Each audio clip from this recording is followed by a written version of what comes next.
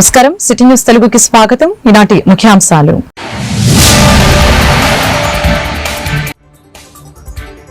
ప్రధాని నరేంద్ర మోదీతో deputy CM Pawan Kalyan భేటీ. Jal Jeevan machine ప్రాజెక్టుపై చర్చ. ఏపీ అభివృద్ధికి నిధులు కేటాయించాలని విజ్ఞప్తి.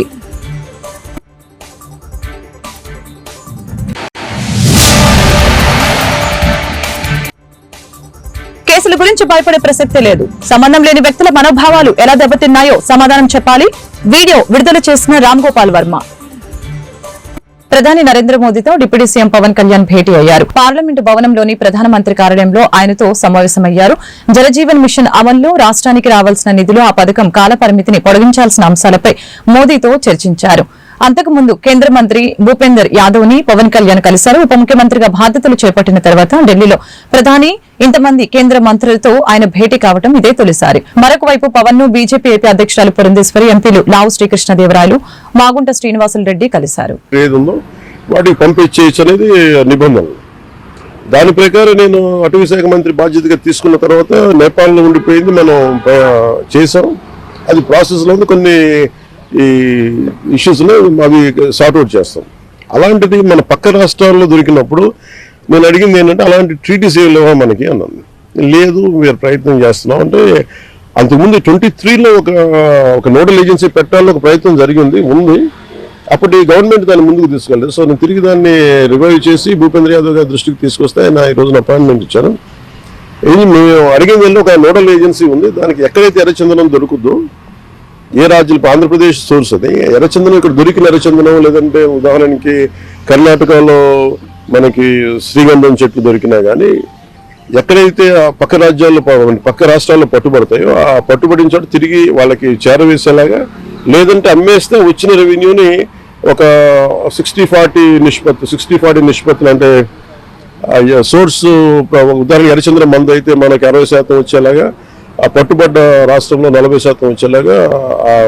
ఆంధ్రప్రదేశ్ లో తనపై నమోదైన కేసులకి సంబంధించి ఏమాత్రం భయపడటం లేదని సినీ దర్శకుడు రామ్ గోపాల్ వర్మ స్పష్టం చేశారు. తన కోసం పోలీసులు గాలిస్తున్నారన్న వార్తల నేపథ్యంలో ఉంటూ ఆయన ఓ వీడియో విడుదల చేశారు. ఏడాది క్రితం నేను చేసిన ట్వీట్లకి ఎవరి మనోభావాలు దెబ్బతిన్నాయని చెప్తున్నారు. ఆ ట్వీట్లతో సంబంధం లేని వారి మనోభావాలు ఎలా దెబ్బతింటాయి? అలాంటప్పుడు ఈ కేసులు, సెక్షన్లు ఎలా వర్తిస్తాయి? ప్రస్తుతం రాజకీయ నాయకులు పోలీసులని ఆయుధంగా చేసుకుని పాలన సాగిస్తూ ఉన్నారు. అమెరికా, యూరోప్, ఇక్కడ అదే జరుగుతోంది. ప్రస్తుతం నేను ఓ మూవీ షూటింగ్ లో ఉన్నాను, మధ్యలో వదిలేసి వస్తే నిర్మాత నష్టం వాటిల్లుతుందని విచారణకు రాలేకపోతున్నట్లు ఆర్జీవి తెలిపారు. Extremely sorry to disappoint. అంటే ఏదో ఉనికిపోతున్నాను, మంచం కింద కూర్చొని ఏడుస్తున్నాను అని అందరూ what ever the media speculating, వాళ్ళందరికీ చిన్న డిసప్పాయింట్మెంట్గా ఉండొచ్చు వీడియో. ఇక్కడ పాయింట్ ఏంటంటే, I just want explain the whole concept. ఇప్పుడు నేను ఆల్మోస్ట్ ఒక 1 year బ్యాక్ ఏదో ట్వీట్స్ పెట్టాను అనే ఎలిగేషన్. ఆ ట్వీట్స్ ఎవరో మనోభావాలు దెబ్బతిన్నాయి. ఇక్కడ విచిత్రం ఏంటంటే, 1 year బ్యాక్ పెట్టిన ట్వీట్స్ 4 డిఫరెంట్ ప్లేసెస్లో, 4 డిఫరెంట్ జ్యూరిస్డిక్షన్స్లో నలుగురికి ఒకే 3-4 రోజుల వ్యవధిలో వాళ్ళ మనోభావాలు దెబ్బతిన్నాయి. వాళ్ళు ఆ పరంగా కంప్లైంట్ ఇవ్వడం, కేసులు పెట్టడం జరిగింది. ఇక్కడ పాయింట్ 1, ఎవరి మీద అయితే నేను పెట్టానని వాళ్ళు చెప్తున్నారో వాళ్ళకి లేదు, ఎవరో థర్డ్ పార్టీ, అసలు సంబంధం లేనివాడు.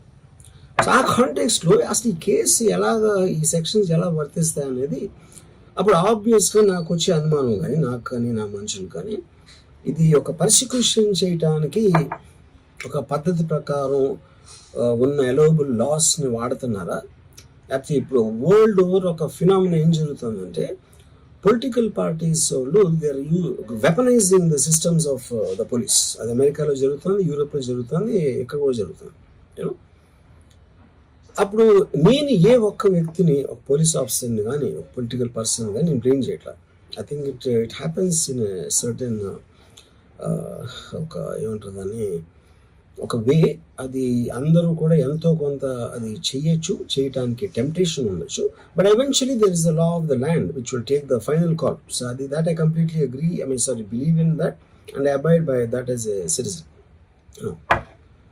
సో ఇప్పుడు ఇక్కడ జరిగింది ఏంటి, నాకు ఒక నోటీస్ వచ్చింది, నేను ఒక రిప్లై ఇచ్చాను, ఫలానా చోట ఫలానా తారీఖు నేను వస్తాను. అప్పటికి నాకు జరుగుతున్న పని ఒక ఆన్గోయింగ్ స్కెడ్యూల్ ఉంది కాబట్టి, నాకు ఫిల్మ్ వర్క్ ఉంది కాబట్టి అవ్వలేదు. అండ్ ఇట్ ఈస్ వేరే ప్రొడ్యూసర్ చేస్తున్నాం, ఆ ప్రొడ్యూసర్కి నష్టం వస్తుంది కాబట్టి నేను మళ్ళీ టైం అడిగాను. ఇదేంటి కేసు, ఇదేం అర్జెంట్ కేసు అంటే 1 year తర్వాత ట్వీట్ చూసిన అతనికి 1 weekలో అన్నీ అయిపోవాలనేది ఏమన్నా మీనింగ్ ఉంటుంది అసలు దానికి? So which basically means it is being done for purposes other than the urgency of the case. ఇప్పుడు అర్జెన్సీ ఆఫ్ ద కేస్ అంటే మీరు మర్డర్లు గేడలు ఇన్ని జరిగి సంవత్సరాలు తీసుకుని ఏదో మేము ఏదో ఒక ట్వీట్ పెట్టిన ఎలిగేషన్ మీద హుటాహుటిని మీరు అక్కడి నుంచి పోలీసులు వచ్చేసి ఇలా చేసి అలా చేసి. ఇప్పుడు ఇంకోటి ఏంటంటే, ఫస్ట్ ఆఫ్ ఆల్ నాకు పోలీసులు అరెస్ట్ చేయడానికి వచ్చారు లేదో కూడా నాకు సరిగా తెలియదు. ఎందుకంటే they didn't say it in so many words. మీడియాలో కూడా ఎక్కడ చూడలేదు ఆ విషయం, అంత మీడియా స్పెక్యులేషన్ తప్పిస్తే అది నేను చూడలేదు. బట్ ఇందాక నేను చెప్పిన కారణాల వలన కోఇన్సిడెంట్. బాపట్ల జిల్లా చీరాల దళిత మహాసభ కార్యాలయంలో మేడికొండ లావణ్య విలేకరులతో మాట్లాడారు. ఈ సందర్భంగా ఆమె మాట్లాడుతూ, రేపల్లకు చెందిన పిట్టు నాగరాజు రెడ్డి ఆర్మీలో ఉద్యోగం చేస్తూ ఇటీవల నన్ను వివాహం చేసుకున్నారు. అనంతరం ఆయన కుటుంబ సభ్యులు కులం తక్కువ అమ్మాయినని పెళ్లి చేసుకున్నానని నన్ను ఇంటికి రానివ్వలేదు. అతను ఉద్యోగానికి వెళ్లిపోయాడు. అతనికి గతంలోనే వివాహం జరిగింది. ఆ విషయం తెలిసి చీరాల 2వ పట్టణ పోలీస్ స్టేషన్ లో కేసు పెట్టాను. నాకు మీడియా ముఖంగా న్యాయం జరుగుతుందని మీడియా ముందుకు వచ్చానని తెలిపారు.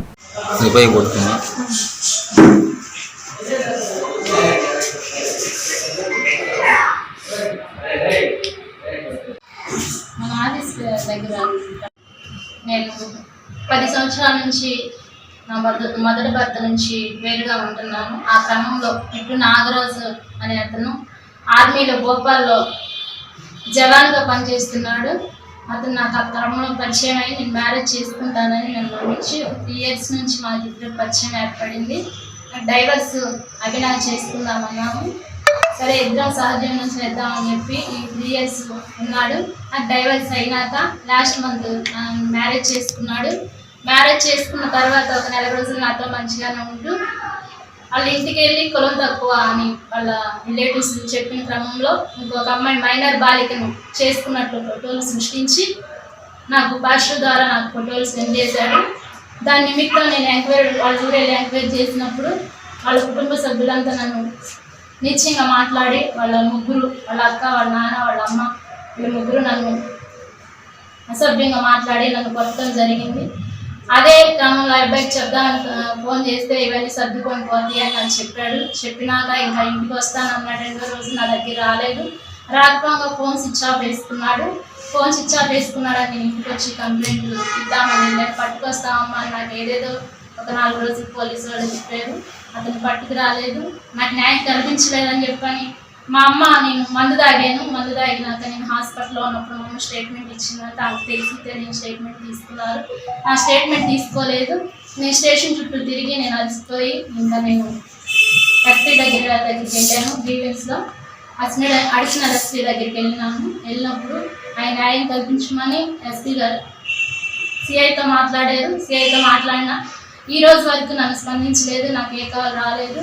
ఇంకా నాకు న్యాయం జరగదని నాకు ఈ రోజున అర్థమయ్యి నేను మీడియా మిత్రుల దగ్గరికి వచ్చాను. నాకు న్యాయం కల్పించమని. బాపట్ల జిల్లా చీరాల ఏఐటీయూసీ అనుబంధ విభాగంలో ఆటో వర్కర్స్ యూనియన్ ఆవిర్భవించింది. ఈ సందర్భంగా ఏఐటీయూసీ జిల్లా కార్యదర్శి బత్తుల సామ్యను మాట్లాడారు. ఆటో వర్కర్లకి, ఆటో డ్రైవర్లకి 60 సంవత్సరాలు నిండిన వారికి పింఛన్ల గుర్తింపు కార్డులు జారీ చేయాలని ప్రభుత్వాన్ని కోరుతున్నట్లు తెలిపారు. కార్యక్రమంలో పలువురు ఆటో వర్కర్లు, డ్రైవర్లు పాల్గొన్నారు.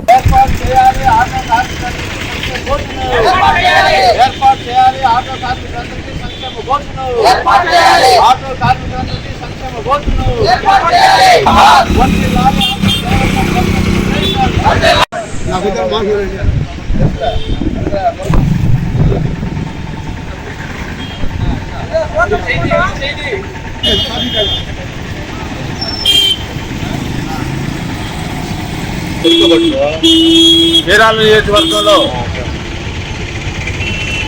Auto drivers and workers federation AITC అనుబంధంతో చీరాల్లో ప్రప్రదంగా ఆటో యూనియన్ ఏర్పాటు చేయడం జరిగింది. ఈ సందర్భంగా రైల్వే స్టేషన్ ఎదురుగా ఉన్నటువంటి ఆటోలందరూ కూడా ఇవాళ ఏఐటీసీ మాతృ సంస్థగా ఉండి దాదాపుగా 105 సంవత్సరాల నుండి కార్మిక పక్షాన అనేక సమస్యలు పరిష్కారం చేసి కార్మికులకు వారి సమస్యలను పరిష్కరించడానికి ముందు భాగాన ఉండి ఏఐటీసీ పనిచేస్తుందనే ఉద్దేశంతో ఆ కార్మికులందరూ కూడా యూనియన్ ఏర్పాటు చేసుకోవడం జరిగింది. సుమారు 40 మంది ఆటో వర్కర్స్ డ్రైవర్స్ వచ్చి యూనియన్ ఏర్పాటు చేస్తున్నారు. వాళ్ళందరూ కూడా ఏఐటీసీ తరఫున ప్రత్యేక అభినందనలు తెలియజేస్తా ఉన్నా. అదేవిధంగా వారి సమస్యలు ఏదైతే ప్రధానం ఉన్నాయో రాష్ట్ర వ్యాప్తంగా మోటార్ రంగ కార్మికులందరూ కూడా ఇవాళ సంక్షేమ బోర్డు ఏర్పాటు చేయాలని చెప్పేసి ఏఐటీసీ గత కొన్ని సంవత్సరాల నుంచి డిమాండ్ చేస్తూ ఉంది. అదేవిధంగా వాళ్ళకి గుర్తింపు కార్డులు ఇవ్వాలి. ఆయా ప్రదేశాల్లో వాళ్ళకి ఎక్కడైతే ఏ పాయింట్లు అయితే ఉన్నారో వాళ్ళకి గుర్తింపు కార్డులు పోలీసుల ద్వారా నగరపాలక సంస్థల ద్వారా వాళ్ళకి గుర్తింపు కార్డులు ఇవ్వాలి. వాళ్ళకి 65 సంవత్సరాలు దాటిన తర్వాత ఈరోజు మన ఏఐటీసీ ద్వారా మన మోటార్ ఫీల్డ్ వాళ్ళకి వచ్చిన ఈ శుభ సంక్షేమం గురించి 2 విషయాలు మాట్లాడుకుందాం. అందులో ఈరోజు ముఖ్యమైన మన ఆటో వర్కర్స్ ఫెడరేషన్ బాపట్ల జిల్లా చీరాల దేవాదాయ శాఖలో ఎన్నో సంవత్సరాలుగా విధులు నిర్వహిస్తున్న ఏ సాంబశివరావుకి నేటికి పోస్టింగ్ ఇవ్వకపోవడం మాత్రమే కాక గత 3 ఏళ్లుగా జీతభత్యాలు చెల్లించకుండా ఇబ్బందులు పెడుతున్నారని, శాఖపరమైన పరీక్షలలో ఉత్తీర్ణులైన దూరం పెడుతున్నారని ఆవేదన వ్యక్తం చేశారు. దేవుని సొమ్ము కొల్లగొడుతున్న ఉద్యోగులకి అధికారులు కొమ్ము కాస్తున్నారు. దేవుని ఆస్తుల్ని కాపాడుతున్న వారికి లూప్ లైన్ లో పెడుతున్నారు. ఇంతకాలం జీతభత్యాలు లేకుండా జీవిస్తున్న నా ఆత్మహత్యకు కారణం ముఖ్యమంత్రి, దేవాదాయ శాఖ మంత్రి, దేవాదాయ కమిషనర్ అని తెలియజేశారు.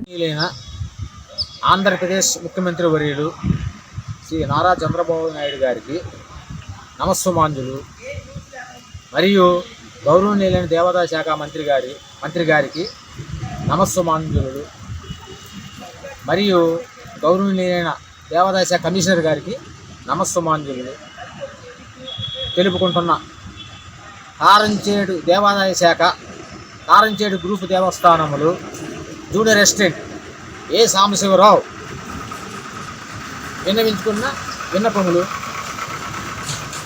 అయ్యా, నేను ఈ 2/4/85 తేదీన దేవాదాయ శాఖలో జూనియర్ అసిస్టెంట్గా జాయినింగ్ అయ్యి ఉన్నాను. అప్పటి నుండి స్టిల్ ఈరోజు వరకు అనగా దగ్గరగా నా 38 సంవత్సరాలు సర్వీస్ చేసి ఉన్నాను. 35 సంవత్సరాలు సర్వీస్ చేసి ఉన్నాను. ప్రస్తుతము నా పరిస్థితి కూటికి లేక ఇబ్బందులు పడుతున్నాను. ముఖ్యంగా తెలియజేయింది ఏమనగా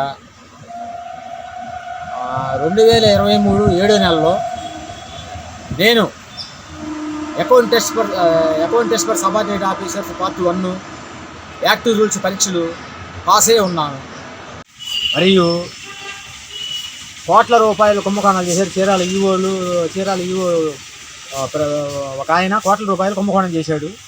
ఆయనకి మళ్ళీ పిలిచి ఇదే కమిషనర్ గారు మళ్ళీ పోస్టింగ్ ఇచ్చాడు. ఆయనకి మళ్ళీ కొన్ని జిల్లాల్లో ఇట్నే కోట్ల రూపాయలు కుంభకోణాలు జరిగిన అధికారులకి, అవినీతి అధికారులకి మళ్ళీ అందరం ఎక్కిచ్చారు, ప్రమోషన్ ఇచ్చారు వాళ్ళకి. మరి నాకేమన్నా పరీక్ష పాస్ అయ్యి 10 సంవత్సరాలు 7 నెలలు పాస్ అయితే ఇంతవరకు ప్రమోషన్ కూడా ఇవ్వలేదు. కాబట్టి దానికి మరి కారణం ఏందో మీరే ఆలోచించుకోవాలా. నేను మటుకు ఆత్మహత్య చేసుకుంటాను. అయ్యప్ప మాల వేసుకున్న వారందరూ దీక్ష ముగిసిన తర్వాత కూడా పవిత్ర యజ్ఞంగా మన ప్రాంతం అభివృద్ధి చెందడానికి అందరూ సహకరించాలని కోరారు. వినుకొండ పాత శివాలయంలో బుధవారం అయ్యప్ప శివ భవానీ మాత మాలలు ధరించిన దీక్షాపరులకి చీఫ్ విప్ జీవి ఆంజనేయులు అన్నప్రసాద సదుపాయం కల్పించారు. సొంత ఖర్చులతో స్వాములకి సద్ది ఏర్పాటు చేశారు. ఈ సందర్భంగా ఆలయంలో మాజీ ఎమ్మెల్యే మక్కెనతో కలిసి జీవి ఆంజనేయులు ప్రత్యేక పూజల్ని నిర్వహించారు.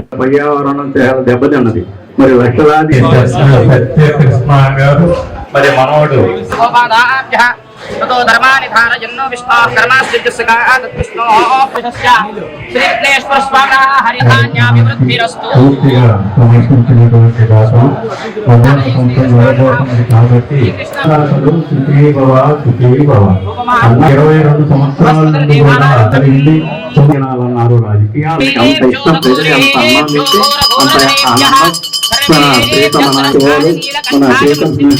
అంత ఆనందం ఏ ఆలయం ఈ యొక్క సమాజ సేవకి ఉపయోగపడబోతున్నది. మరి ప్రపంచంలో 200 దేశాలు ఉన్నాయి. ఏ దేశానికి లేనటువంటి పరిస్థితి. ముచ్చటగా ప్రజలు సేవ చేయమయ్యా ఆంజనేయ అని చెప్పి ప్రజలు చెప్పినా ఏ రాజు చెప్పినా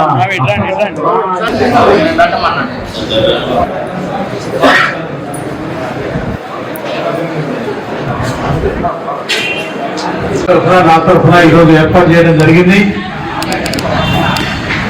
చాలా సంతోషం. ఈరోజు స్వాములందరూ వచ్చి ప్రసాదాన్ని స్వీకరించినందుకు, సద్ది స్వీకరించినందుకు అందరికీ పేరు పైన హృదయపూర్వక ధన్యవాదాలు. మీ అందరికీ ఆ భగవంతుడు ఆయురారోగ్యాలు ఇవ్వాలని, ఆ అయ్యప్ప స్వామి, ఆ పరమేశ్వరుడు, అలాగే ఆ భవానీ మాత మీ అందరు కోరుకున్న కోరికలన్నీ నెరవేర్చాలని, మీరు అనుకున్నటువంటి పవిత్ర యజ్ఞం నెరవేర్చాలని ఆ భగవంతుడు కోరుకుంటున్నా. ప్రత్యేకంగా ఈ అయ్యప్ప మాల వేసుకున్నది ఒక విశేషం ఉంది. అంటే అధర్మం నుండి ధర్మం వైపు నడవాలని, చెడు నుండి మంచి వైపు నడవాలని, అందరినీ ప్రేమగా చూసుకోవాలని, అందరికీ సంతోషాన్ని పంచాలని, ప్రేమని పంచాలని, మీరందరూ సంతోషంగా ఉంటూ అందరికీ సంతోషాన్ని పంచడమే దేవుడు మనకి ఇచ్చినటువంటి జ్ఞానం. ఈ అయ్యప్ప మాల వేసుకున్నది ధర్మాన్ని ఆచరించమని, ధర్మాన్ని అండగా ఉండాలని ఈరోజు మనకి ధర్మం చెప్తా ఉంది. అందుకే అందరూ కూడా అయ్యప్ప స్వామి ఈరోజు ఎవరైతే మాల వేసుకున్నారో వారందరూ మాల అయిపోయిన తర్వాత కూడా ఓ పవిత్ర యజ్ఞంగా మన ప్రాంతం అంతా అభివృద్ధి చెందడానికి అందరూ సహకరించాలని అందరిని కోరుకుంటూ, ఆ భగవంతుడు మీ కోరికలన్నీ నెరవేర్చాలని చెప్పేసి ఆ భగవంతుడిని వేడుకుంటున్నా.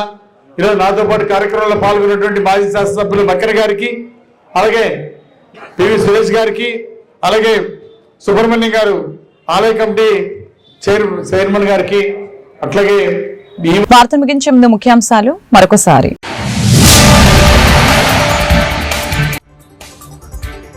ప్రధాని నరేంద్ర మోదీతో డిప్యూటీ సీఎం పవన్ కళ్యాణ్ భేటీ. జలజీవన్ మిషన్ ప్రాజెక్టుపై చర్చ. ఏపీ అభివృద్ధికి నిధులు కేటాయించాలని విజ్ఞప్తి.